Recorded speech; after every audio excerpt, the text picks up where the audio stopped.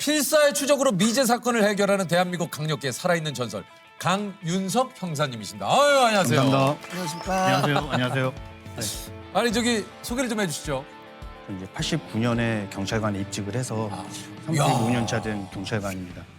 형사님은요 시대의 탈옥범이었죠.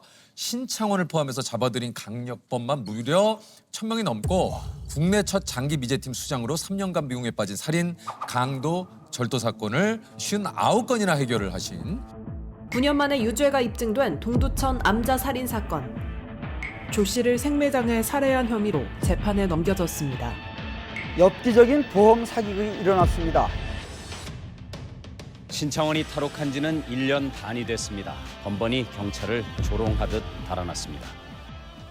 이게 이제 신창원이 97년 탈옥을 해서 무려 2년 6개월간 도주를 하면서 이 당시에 정말 대한민국을 떠들썩하게 만들었었죠.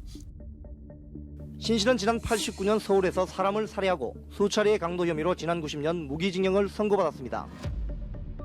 강도 치사죄로 복역 중이던 무기수가 교도소에서 탈출했습니다. 변기 옆 통풍구 철망을 절단기로 끊고 감방을 탈출한 뒤 철문을 뛰어넘어 달아났습니다.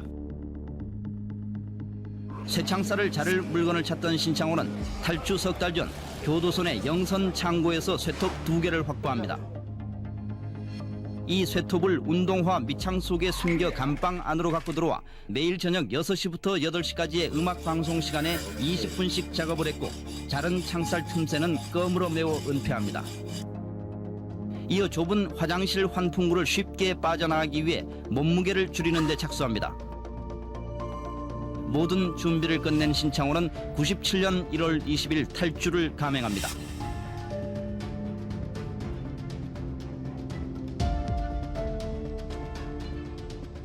이게 신창원이 907일간 탈주국을 벌였는데 당시 그 형사님께서 서울청 특별수사본부 팀장이셨다고 하는데 그 뉴스의 첫 장면은 거의 신창원의 이 탈주, 맞아요. 이 뉴스가 네. 모든 것들을 좀 덮었던 그런 시기였던 것 같거든요. 인터넷이나 언론에 알려진 것처럼 일부 언론에 알려진 것처럼 뭐 되게 막 영웅시대거나 그런 게 분명히 있었고 그런 분위기가 좀 있었죠. 네네. 뭐 신창원이 입었던 옷도 유행을 하고. 그가 검거될 당시 입었던 알록달록한 쫄티는 그해 여름 쫄티 유행을 이끌었습니다. 탈옥수 신창원의 도주가 장기화되면서 신창원을 소재로 한 만화가 등장했고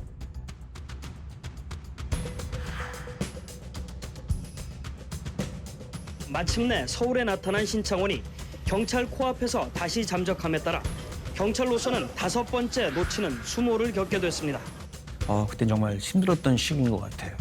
형사라면 당연히 그런 사건에서 더군다나 경찰을 그렇게 힘들게 하는 그런 피해자를 범인을 못 잡고 있다는 데 대한 회의 또는 경찰의 그 무능함을 꾸짖는 그런 기사가 거의 도배가 돼 있어서 어떻게든 지휘부뿐이 아니라 현장에서 일하는 모든 경찰관들 특히 형사들은 꼭 잡아야겠다는 생각을 갖고 있었죠. 이렇게 도주국을 펼치다가 가전제품 수리 기사분의 신고로 검거가 됐죠. 맞습니다. 당시 이제 신창원이 순천에 맞아요. 용의처를 정하고 네. 거기서 지내던 시절에 네. 그때 그 가전제품 수리 기사분이셨던 분이 이제 신창원을 발견을 하고 근데 신고를 순천에 계시면서 서울에 있는 112를 하셨어요. 서울로. 서울로 112 신고를 하셔서 그때 이제 수사본부로 연락이 왔고 사실 그때 당시에 신창원 관련된 신고가 하루에도 허위 신고, 오인 신고 포함해서 하루에도 몇백 건씩 들어오던 시절이었기 때문에 근데 그 제보 전화 그 신고만큼은 뭔가 다른 촉이 왔죠. 1년 동안 수사본부 근무를 하면서 매일같이 신창원의 모습, 습관 여러 가지를 들었잖아요. 그러니까 머릿속에 이게 박혀있던 거죠. 근데 그 신고 내용에 신창원의 인상착의라든가 이걸 얘기해 주는데 듣는 순간에 이거 맞는 것 같은데? 라는 생각이 분명하게 들었어요. 그래서 그게 느낌이고 촉인 것 같아요. 감사합니다. 감사합니다. 감사합니다. 신창원이는 어떻게 합니까? 예? 저는 AS 기사인데요. 예. 인상착의가 어때요, 아저씨? 거의 신창원이랑 똑같아요. 그 사람이 키가 172, 175 그 정도예요. 네, 그 정도 맞아요. 가져오세요. 이거는 맞는 것 같다라는 느낌이 들었고 그 즉시 이제 해당되는 경찰청 그리고 해당되는 경찰서에 저희가 통보를 해줬고요. 다행스럽게 저희가 통보해주고 나서 한 30분 만에 검거했다는 얘기를 들었을 때 정말 뭐 10년 묵은 체중이 뭐 내려간 듯한 그런 기분? 탈옥수 신창원이 마침내 경찰에 붙잡혔습니다. 이로써 2년 6개월에 걸친 신창원의 도주 행각은 막을 내리게 됐습니다. 이 당시에 그 실제 만난 신창원은 좀 어땠습니까? 근데 제가 만나본 신창원은 우리가 흔히 저희들끼리 얘기하는 그 자범에 지나지 않았고요. 그냥 운 좋게 도망 다니다가 안 잡혔던 것뿐이죠. 경찰은 신창원이 그동안 무려 50여 차례에 걸쳐 7천여만 원의 금품을 훔친 것으로 보고 있습니다. 신창원이가 검거되고 난 다음에는 그 부산교도소로 이감되고 나서 신창원이 또 다른 여죄를 저지른 게 확인이 됐었습니다. 그 성폭행 사건이 있었는데 그렇군요. 네, 그 피해자분을 모시고 교도소까지 가서 대질 조사를 했고요. 대질 조사를 통해서 뭐 우리가 알고 있던 내용이 사실이었다는 것까지 밝혀냈던 그런 경험이 있습니다. 네, 이건 제가 직접 만들었던 탈옥범 신창원 수사 백서라는 책자고요. 신창원 탈옥범을 검거하고 나서 또 다른 비슷한 유의 사건이 발생을 하면 안 된다는 경각심이 필요했고요. 그간 수사했던 내용 전반에 대해서 다 취합을 하고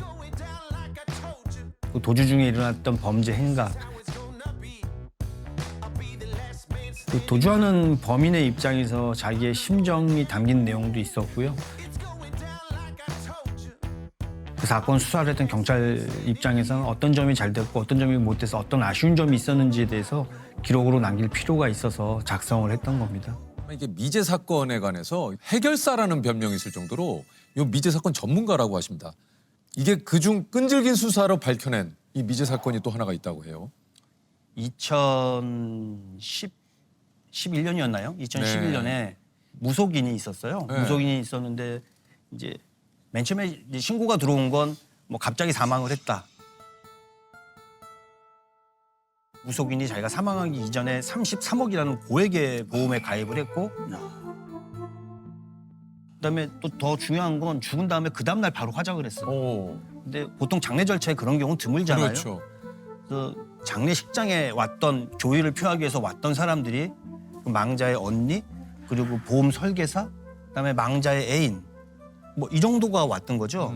흔히 볼 수 있는 평범한 그 장례식장의 분위기는 풍경이 아니잖아요. 아니에요, 이런. 더더군다나 부모님이 돌아가시지도 않고 살아계셨는데도 불구하고 부모님은 오지도 않고 그래서 너무 이상한 점이 많았어요.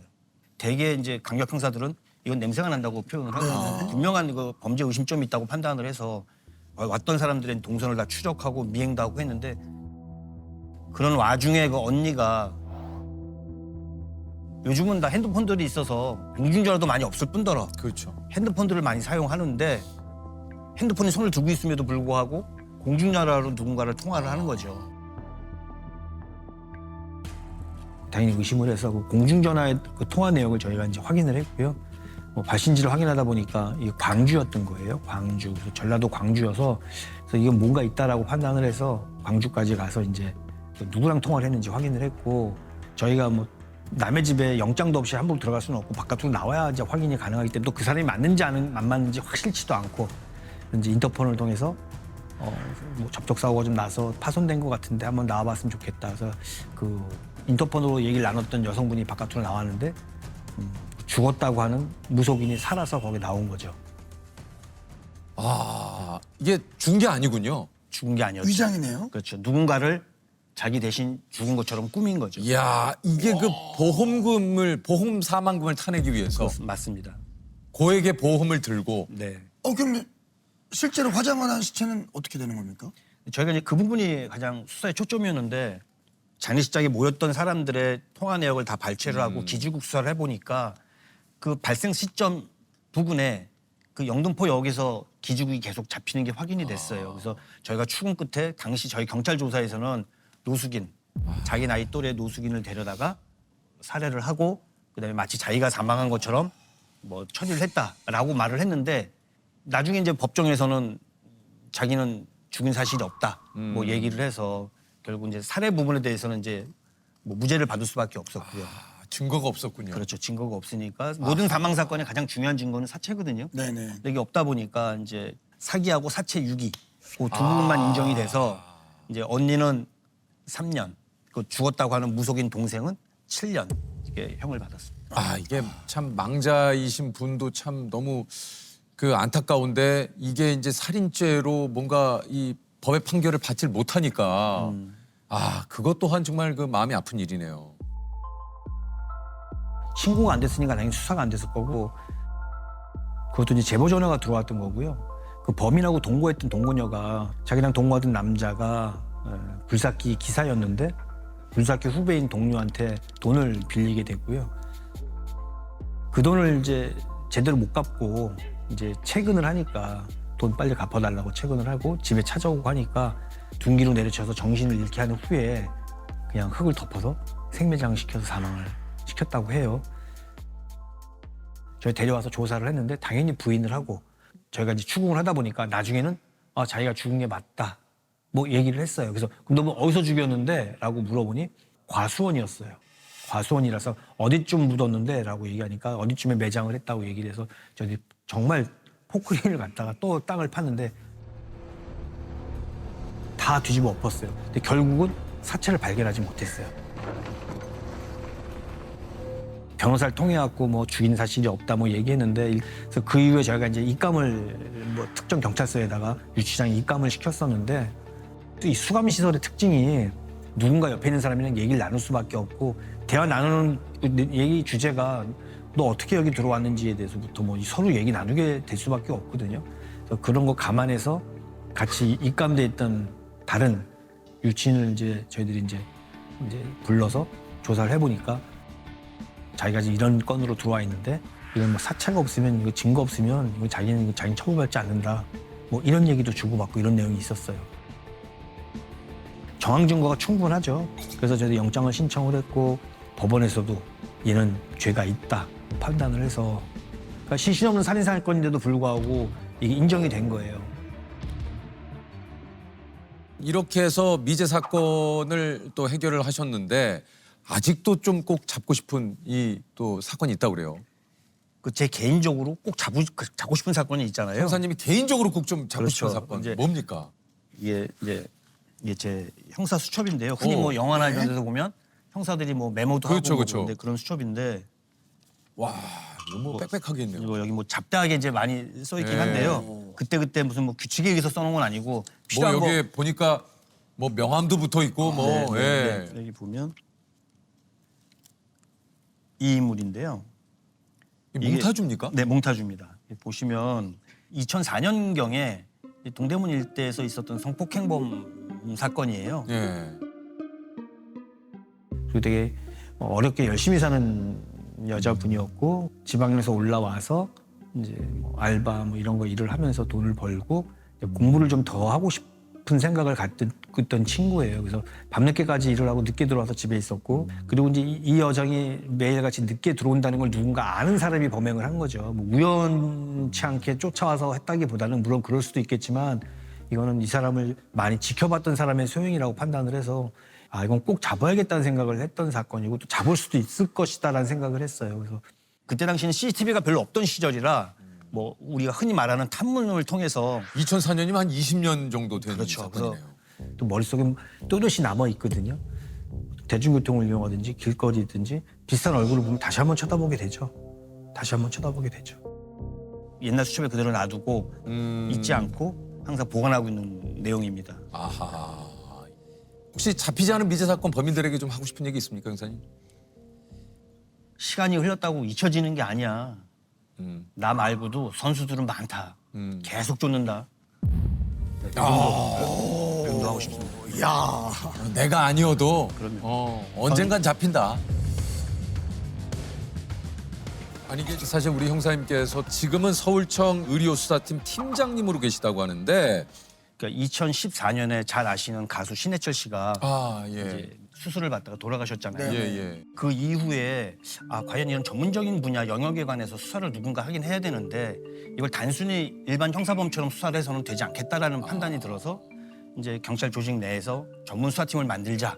그래갖고 의료 수사팀이 이제 발족을 한 거고요. 그때 이제 신설 팀장으로 제가 가게 돼서 뭐 현재까지 팀장을 운영하고 있습니다. 아니 그 의료사고를 수사를 하려면 말 그대로 이게 이제 전문 지식이 좀 이쪽에 좀 관해서 좀 있어야 될 것 같은데 그 공부를 또 좀 하셔야겠네요. 그러니까 같이 구성됐던 직원들 모두가 다 수사의 전문가들이지 의료의 전문가들은 아니라서 아, 그렇죠. 초창기에 했을 때는 이제 의사분들이 저희가 갔을 때 너 의료인이야? 나 의료인 아니다. 그러니까 말하는 게 결국은 너희들이 뭘 알겠어? 뭘 알아서 수사할 수 있겠어? 뭐 이런 거. 일단은 차트라고 부르는 의무 기록을 봐야 되는데 그걸 보려면 또 다 알아야죠. 전문 기록, 전문 용어가 있다 보니 뭐 그걸 공부할 수밖에 없죠. 보려면 저희는 뭐 전문 의료인이 아니다 보니까 다 같이 모여서 연구하고 공부하고 해서 이제 사건을 진행을 하고요. 이게 또 다른 전문가로부터 이 사람들의 행위 자체가 이게 필요한 행위였는지 그런 판단받는 과정을 저희가 진행을 하는 거고 이런 의료사고에는 법원의 판단은 어땠는지 의료에 관련된 대법원 판례만 따로 모아서 판례집을 만들었었죠. 10년째 의료수사팀에 몸담으면서 좀 해결했던 사건 중에 좀 기억에 남는 사건이 있을까요? 모든 사건이 다 안타까운데요. 특히 이제 기억에 남는 게 2019년에 그 34주 된 아기를 낙태살인한 사건이 있었어요. 아, 낙태살인. 네, 그래서 그 사건이 가장 기억에 남습니다. 그 원치 않는 임신을 했던 이제 여학생이 있었는데 나이가 어리다 보니까 이게 34주 가도록 말도 못하고 고민을 많이 하다가 결국 이제 그렇죠. 그래서 엄마가 여기저기 수소문을 해서 낙태할 수 있는 병원을 찾아가게 된 건데 문제는 이 34주 정도 되면 그 태중에서 아기를 죽게 하기가 거의 불가능한 거고요. 그러니까 출산 이후에 결국은 사망하게 되는 건데 당시 의사는 이미 사망한 상태였다라고 주장을 했는데 이 당시 그 수술실에 CCTV도 없던 상황이고요. 산부인과 의사가 낙태 수술을 하다 아기가 살아서 태어나자 고의적으로 숨지게 한 혐의로 구속됐습니다. 의사 A씨는 아기를 고의적으로 숨지게 할 의도가 없었다며 살인 혐의를 부인했습니다. 살아서 태어났다는 데 초점이죠. 죽어있던 애를 자기는 이제 뭐 처리했을 뿐이다. 뭐 그렇게 주장을 했어요. 그 사람들의 진술이 과연 사실인지 아닌지 내가 한 행위는 불강력적이었다라는 그 내용 자체를 사실로 확인하는 과정이 필요한 건데 저희는 이제 실황조사라고 하는데 한 극을 하나 만들듯이 당시의 상황을 뭐 구조라든가 이런 걸 맞춰놓고 당시에 그 현장에 있었던 의료진, 의사까지 다 모여서 당시의 상황을 처음부터까지 진행을 해보는 거죠. 또 저희가 그런 재연을 한다고 미리 고지하지 않았기 때문에 자기들끼리 입을 맞출 만한 시간도 없었어요. 그래서 진행하다 보니까 의사가 한 얘기랑 그때 의료진 참여했던 분들하고 하는 얘기가 진술이 틀려지는 거고요. 결정적으로 의사는 죽어서 태어났다고 얘기를 했지만 수술에 참여했던 분들은 아기가 살아서 태어났고 울음소리도 들었고 살은 아기를 물을 담긴 플라스틱통에다 넣어서 죽게 했다. 뭐 이런 진술을 저희가 확보를 해서 사건을 하게 된 겁니다. 권대희 사건이라고 알려진 내용인데요. 양악 수술을 받다가 과다출혈로 사망한 사건인데 다행스럽게 거기 CCTV가 있었고 CCTV를 통해서 저희가 이제 수사를 진행하면서 뭔가 의심점이 발견되는 거죠. 이 과다출혈을 지혈하는 부분은 의사가 꼭 해야 될 부분이라고 저희가 판단을 했는데 그때 CCTV상에 보면 간호조무사가 그냥 이렇게 단순히 손으로 이렇게 누르고 있는 정도 당시에 수술 하나가 완전히 끝난 다음에 다른 수술을 한 게 아니라 동시에 3개인가를 열어놓고 수술을 했었어요. 그러니까 당연히 어떤 수술이건 간에 그 수술에 전념했던 게 아니라 여러 가지 수술방을 열어놓고 하다 보니까 방만하게 했던 그런 부분이 분명히 있었던 것 같아요. 근데 수술실에 설치된 CCTV 영상 등을 분석한 결과 장 원장이 여러 환자를 동시에 수술하느라 응급 상황에 제때 대처하지 못한 것으로 검찰이 결론 내린 겁니다. 나중에는 어머니가 그 수술실에 CCTV가 꼭 필요하다 이런 주장을 하시면서 국회 앞에 가서 시위도 하시고 국회 가서 증언도 하시고 해서 그 법이 통과가 돼서 현재는 수술실에 모든 CCTV를 설치하게끔 되는 근간이 됐죠.